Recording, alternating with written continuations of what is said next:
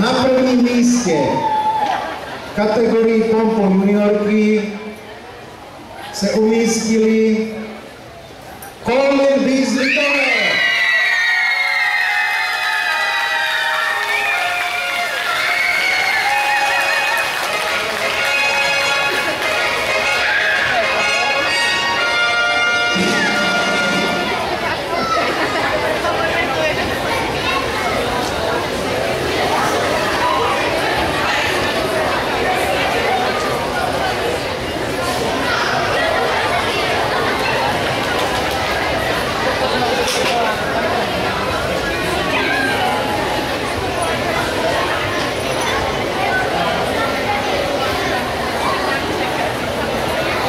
Poslední kategorii,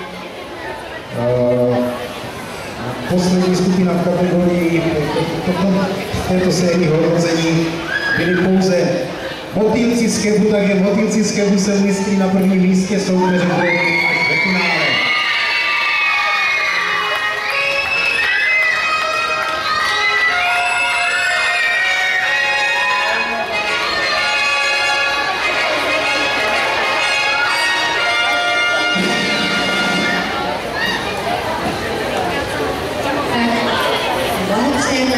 Všem vítězkám, vítězům tedy skupina a přejeme hodně úspěchů v další činnosti a těšíme se s vámi v dalším finálovém kole na jaře.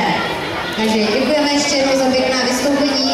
Prosíme o publikum o velký potlesk těchto kategorií. Děkujeme a rozloučíme se s nimi s slavnostním pochodem.